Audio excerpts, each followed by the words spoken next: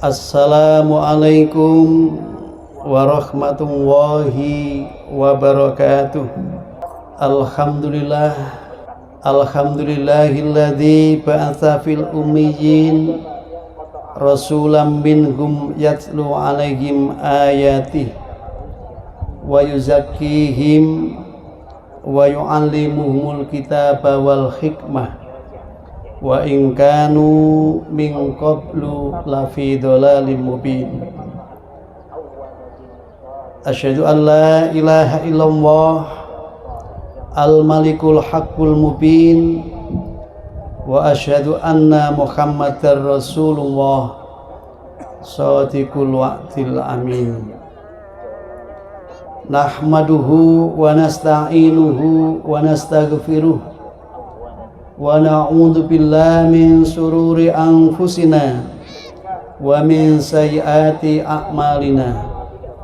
May yahdihillahu fala mudhillalah wa may yudlilhu fala hadiyalah. Allahumma shalli wa sallim wa barik ala nabiyyina Muhammadin wa ala alihi wa ashabihi wa man tabi'ahum bi ihsanin ila yaumiddin. Amma ba'du fa ya ibadallah, usini wa iyyakum bi taqwallah. Wa qala azza min qail fi kitabil karim, a'udzu billahi minasy syaithanir rajim. Ya ayyuhalladzina amanu taqullaha haqqa tuqatih wala tamutunna illa wa antum muslimun. Wa qala Rasulullah sallallahu alaihi wasallam fi hadits syarif bi qoulihi ittaqillah haitsuma kunta wa adbi sayyatal hasanata tamhuha wa khaliqin nas bi khuluqin hasanin. Rawahu Tirmidzi wa Abu Dawud an Mu'adz bin Jabal au kama qala. Allahu akbar, Allahu akbar, Allahu akbar walillahil hamd. Ma'asyiral muslimin, jamaah salat Idul Adha rahimakumullah. Pertama, marilah kita senantiasa bersyukur kehadirat Allah Subhanahu wa ta'ala atas limpahan nikmat, karunia, anugerah yang kita terima berupa sehat walafiat lahir dan batin, berupa kesempatan yang masih bisa kita gunakan melalui rukuk dan sujud kita di tanah lapang ini sebagai upaya kita membuktikan cinta kita kepada Allah, cinta kita kepada Rasulullah. Kita mengikuti apa yang dicontohkan oleh beliau di saat para jamaah haji selesai wukuf di Padang Arafah tanggal 9 Dzulhijjah. Mereka bergerak menuju Muzdalifah dan kemudian melakukan lempar jumrah Aqabah di kawasan Mina, daerah Makkah Al-Mukarramah. Mereka dengan penuh kesyahduan,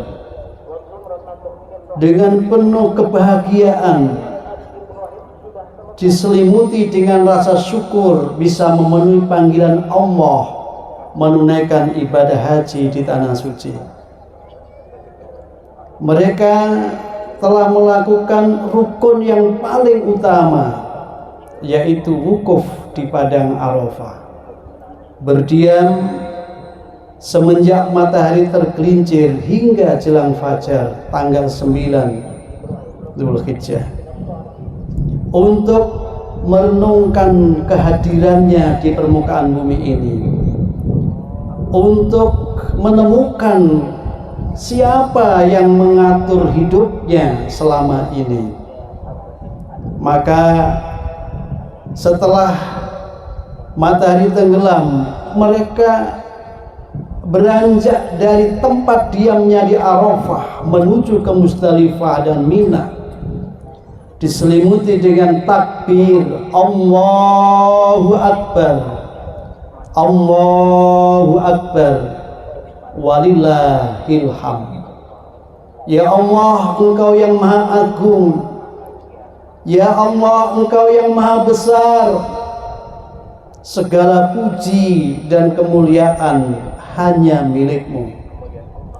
Tiada Tuhan yang mengatur kehidupan ini kecuali Engkau sendiri. Allah maha besar, segala puji hanya milik-Nya. Takbir, tahmid, tahlil dikumandangkan terus menerus sampai dengan paripurna pelaksanaan ibadah hajinya. Mereka bersyukur bisa memenuhi panggilan Allah. Sedang kita yang ada tidak dalam rangkaian berhaji, oleh baginda Rasulullah SAW diberi kesempatan untuk membuktikan cintanya kepada Allah, membuktikan cinta kita kepada Allah Subhanahu wa Ta'ala. Dengan penuh keyakinan kita pun turut menggemakan takbir Allahu Akbar, Allahu Akbar, la ilaha illallah, wallahu akbar. Kita gemakan takbir itu bukan sekedar dari lisan yang mengaung dan menggema ke penjuru arah, tetapi sebagai wujud bahwa inna a'tainakal kautsar fasholli li rabbika wanhar. Sesungguhnya kami telah memberikan nikmat yang amat sangat banyak kepadamu, maka sholatlah dan berkorbanlah. Kalimat takbir, tahmid, dan tahlil yang kita ucapkan menjadi kesadaran kita bersama bahwa semua yang kita punya dibanding cinta kita kepada Allah tiada apa-apanya.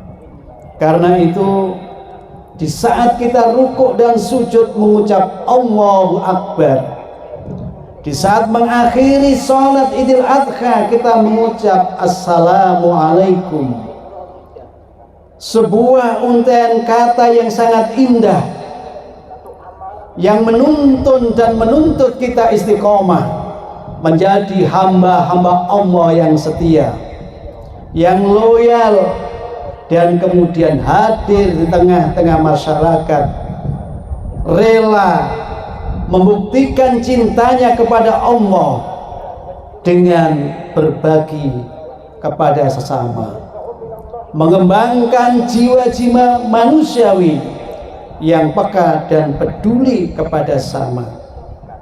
Yang oleh karena itu, setelah kita rukuk dan sujud, tidak cukup dengan rukuk dan sujud di tanah lapang untuk menyadarkan diri kita bahwa siapapun kita, apapun kita,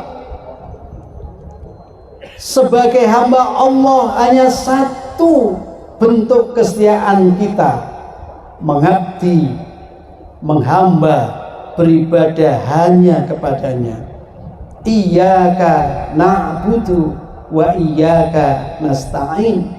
Minimal 17 kali dalam sehari secara normal kita ucapkan dan kita ikrarkan, hanya kepadamu ya Allah aku mengabdi, hanya kepadamu ya Allah aku beribadah hanya kepadamu jua ya Allah. Aku minta pertolongan, aku mohon bantuan, karena di dalam menghadapi hidup yang penuh dengan ujian ini, hanya dengan kekuatan yang kau berikan kami bisa melintasi, melampaui dan melewati dengan tepat. Allahu Akbar, Allahu Akbar, walillahil hamd. Maka Rasulullah Shallallahu Alaihi Wasallam diceritakan dan diriwayatkan dalam berbagai hadis, setelah beliau menunaikan sholat Idul Adha di tanah lapang, pulang dan mengambil binatang kurban untuk disembelihnya. Satu di antara riwayat itu diceritakan Rasulullah Shallallahu Alaihi Wasallam selesai melaksanakan sholat Id, kemudian datang membawa seekor kibas, lalu disembelih dengan mengucap Bismillah Allahu Akbar, Bismillah Allahu Akbar, Allahumma hadza minni waliman lam yadhi min ummati. Ya Allah, ini kurban sembelihan dari aku, dan ini pula kurban untuk siapapun yang tidak mampu berkorban dari umatku. Satu ekor kibas yang bagus yang disembelih oleh Rasul, diiringi dengan doa beliau bahwa ini adalah kurban darinya, dan ini juga kurban untuk umatnya yang tidak mampu untuk menyembelih pada hari-hari Nahl. Padahal di riwayat yang lain diceritakan banyak Rasulullah Shallallahu Alaihi Wasallam sampai ratusan ekor domba melakukan penyembelihan. Tetapi di riwayat yang satu ini, betapa Rasulullah Shallallahu Alaihi Wasallam sayang kepada umatnya, masih memberikan persembahan kepada Allah untuk umatnya agar tidak tergolong orang-orang yang lalai di dalam ibadah sholatnya. Mereka yang sudah ikut sholat Idul Adha, tetapi mereka tidak mampu untuk menyembelih, agar dia tidak menjadi orang yang dinilai Allah bakhil untuk dirinya, maka Rasulullah mengorbankan sebagian apa yang beliau sembelih untuk umat ini.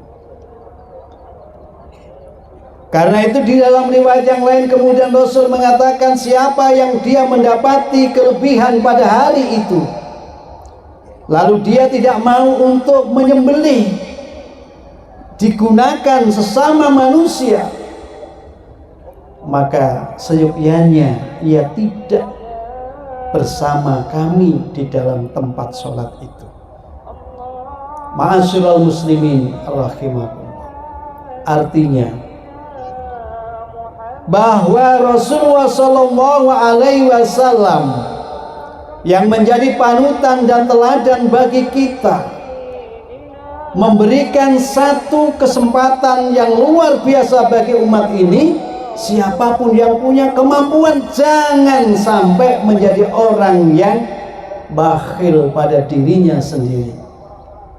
Jangan sampai tidak menyembelih, tidak berkorban, karena betapa nikmat yang diberikan oleh Allah kepadanya, apabila dihitung tak mungkin mampu menghitungnya. Jika dikisap sulit untuk bisa dikumpulkan, mulai bangun tidur sampai tidur lagi. Karena itu di dalam kita menjalankan syariat yang dipercontohkan oleh Allah melalui Rasul-Rasulnya, dan apa yang dilakukan oleh baginda Rasulullah Shallallahu Alaihi Wasallam merupakan mata rantai ajaran nabi-nabi sebelumnya, utamanya Nabi Ibrahim alaihissalam. Walau cerita korban yang berupa persembahan itu terjadi pada dua anak Adam yang namanya Qabil dan Habil. Sebuah peristiwa yang sangat-sangat dramatis. Perintah Allah untuk membangun ketakwaan bagi mereka yang egois, yang terlalu mendominasikan hawa nafsunya, justru menjadi penguat untuk melakukan penghancuran atau kerusakan. Coba bacakan kepada mereka, wahai Muhammad, tentang kisah dua anak Adam, Qabil dan Habil. Ketika keduanya diperintah untuk korban, maka masing-masing berkorban sesuai dengan apa yang mereka miliki. Salah satu di antara keduanya diterima korbannya, dan satu di antaranya ditolak korbannya. Innama yataqabbalullahu minal muttaqin. Yang diterima oleh Allah hanyalah korban orang-orang yang bertakwa. Ia yang bertakwa yang akan diterima korbannya.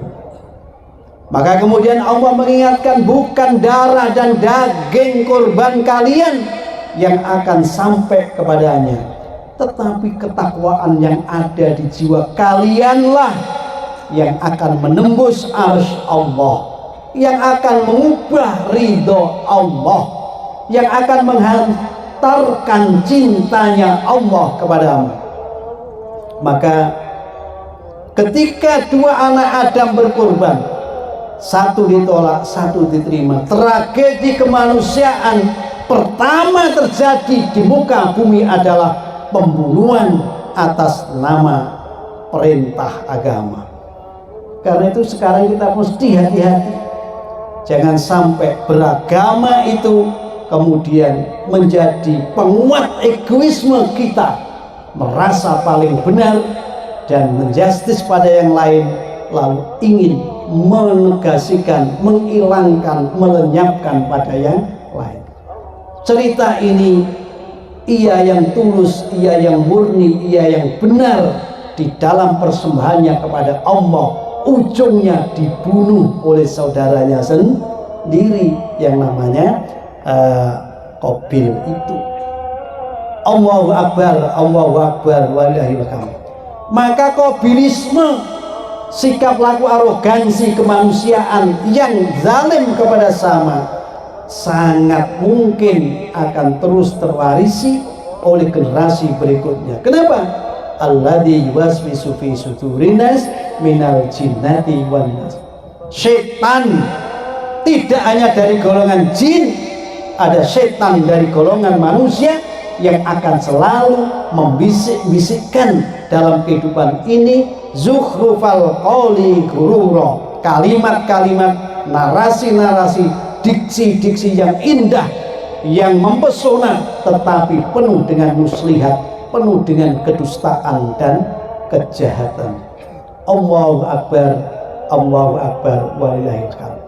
Oleh karena itu kaum muslimin rahimakumullah, peristiwa itu kemudian diulang di saat Nabi Ibrahim menjadi sosok yang begitu cinta dengan anugerah berupa anak yang diberikan oleh Allah kepadanya.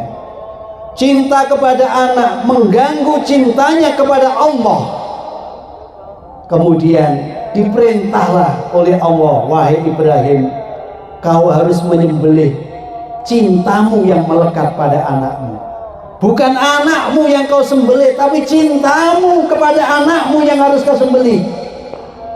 Walau kalimat secara formal itu adalah sembelihlah anak mungilmu, tetapi esensi kalimat itu adalah cintamu kepadanya yang harus kau sembelih. Apa buktinya? Ketika ia katakan kepada anaknya untuk dilaksanakan, anaknya mengatakan, wahai ayah, lakukan dengan benar perintah Tuhan, engkau akan dapati aku sebagai orang yang sabar. Keduanya saling berserah diri. Apa yang terjadi? Apakah Ibrahim mampu pedangnya menyembelih putranya? Kenapa Kenapa tidak? Karena Allah tidak menginginkan seorang ayah menyembelih anaknya. Jangankan ayah menyembelih anaknya, saudara yang terjadi pada kasus Qabil dan Habil pun dibenci oleh Allah, sehingga Qabil mengalami penyesalan sepanjang hidupnya ketika ia terlanjur membunuh saudaranya. Ma'asyiral muslimin rahimakumullah. Karena esensi yang harus disembelih ada kecintaan kepada anak, yang itu merupakan anugerah, melupakan kepada sang pemberinya.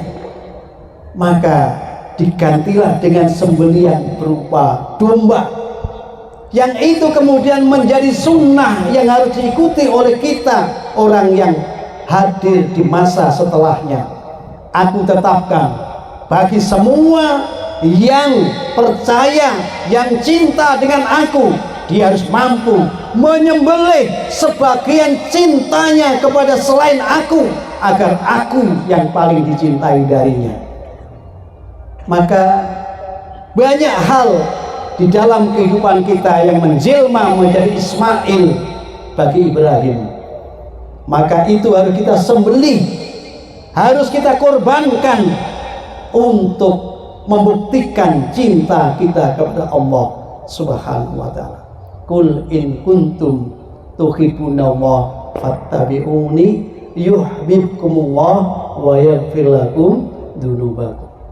Katakan wahai Muhammad kepada umatmu, jikalau kalian semua cinta kepada Allah, maka ikuti aku, ikuti Rasulullah sallallahu alaihi wasallam.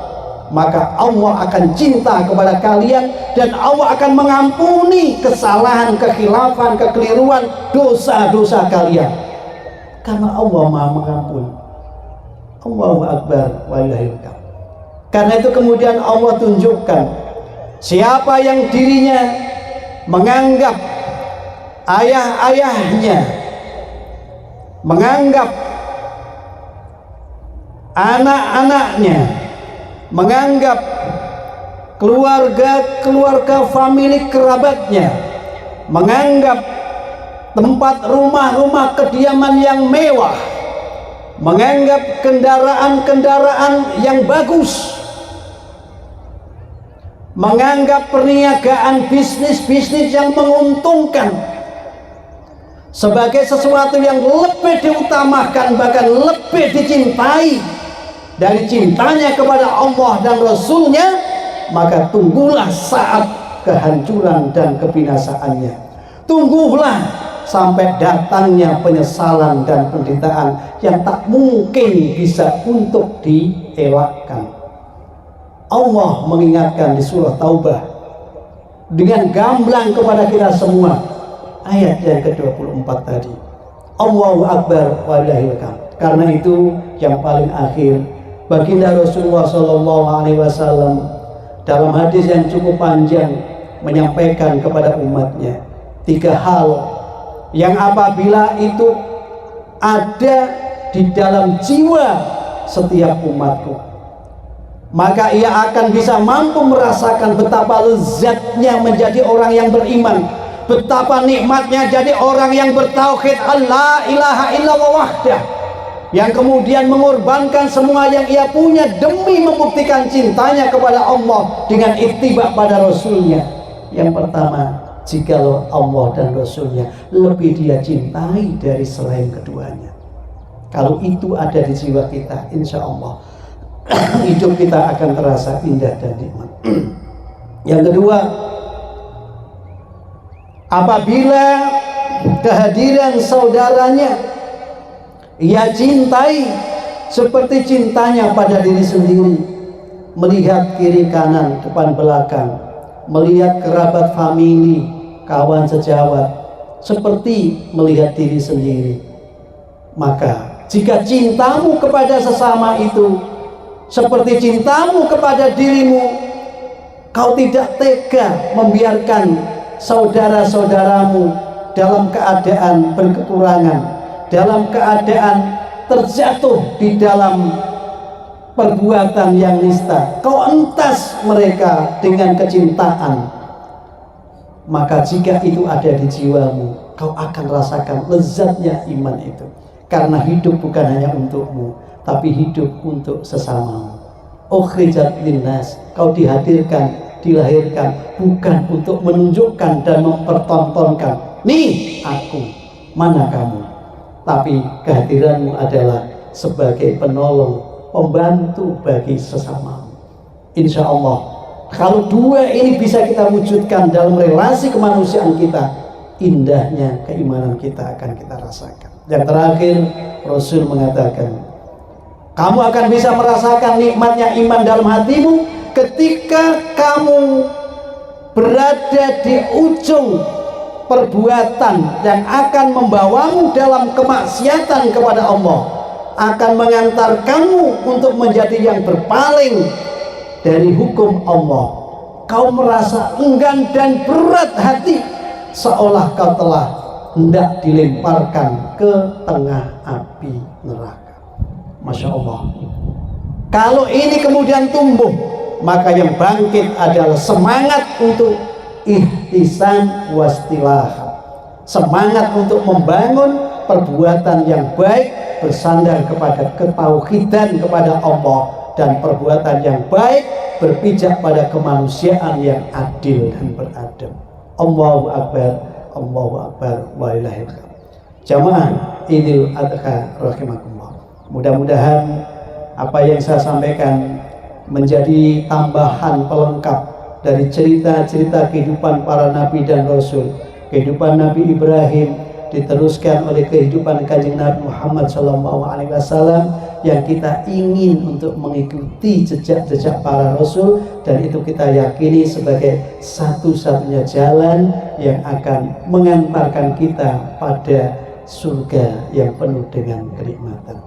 Kita mohon pada Allah Subhanahu wa Ta'ala, sekurang-kurangnya kita ditampakkan yang benar-benar adanya dan kita bisa untuk mengikutinya, dan ditampakkan pula yang batil adanya dan kita bisa menghindarinya.